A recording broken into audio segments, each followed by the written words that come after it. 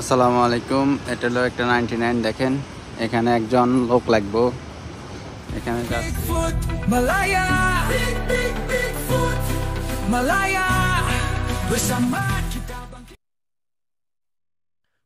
Rakaman video TikTok oleh akaun Muhammad Sofian Miah II di Natinas Pimat Nilai Springs Golf and Country Seremban cetus kemarahan ramai. Kalau video tu dia bukan pekerja pasar raya tapi macam broker cari orang Bangladesh lain untuk masuk kerja di situ. Persoalannya sekarang ini senang ke untuk warga asing ambil orang luar masuk kerja tanpa sekatan? Bekerja ini sekadar tersiasan ke? Kerja pasar raya sepatutnya peluang untuk rakyat tempatan. Tapi nampaknya ruang makin sempit sebab ada pihak luar pandai ambil kesempatan. Rakyat yang undi tapi kelebihan orang lain yang nikmati. Bila isu macam ni naik, jawapan biasa, ikut prosedur. Tapi realiti, peluang makin jauh daripada rakyat. PIU nanti jangan pelik kalau rakyat pilih kerajaan lain. Isu ini bukan benci bangsa, tapi benci sistem longgar. Bila broker asing boleh cari pekerja sesuka hati, siapa sebenarnya kerajaan jaga? Rakyat tempatan ke atau orang luar?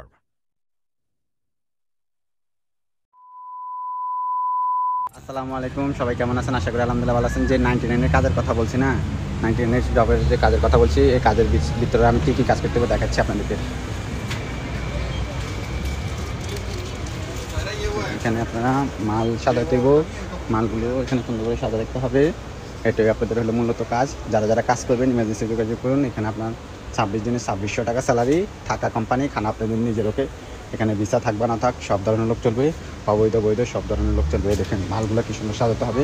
এটা 99 স্টোর। আর এই বাংলাদেশি লোক এখন যে শুধুমাত্র এই দেশি লোকেরা কাউন্টারে কাজ করতে পারে, আপনার কাউন্টারে কাজ করতে পারতেন না। আপনার জাস্ট মালগুলো সাজাবেন ওকে। মালগুলো কীভাবে সাজাতে হবে, হারগার লাগাতে ও এগুলাই আপনাদের কাজ মূলত ওকে। যারা যারা 99 কাজ করবেন ইমার্জেন্সি আমার সাথে যোগাযোগ করুন। অবৈধ বৈধ সব লোক চলবে।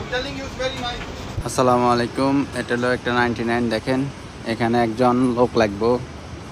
এখানে জাস্ট এখানে কাজ করে, এখানে আপনার মাল টাল সাজাবেন, সব কিছু এভরিওয়ান করবেন। এখানে প্রচুর কাস্টমার, তো তাই এখানে আরও একজন লোক এই নিয়ে কাজ করে। Warga asing desa kuasa buka mata Malaysia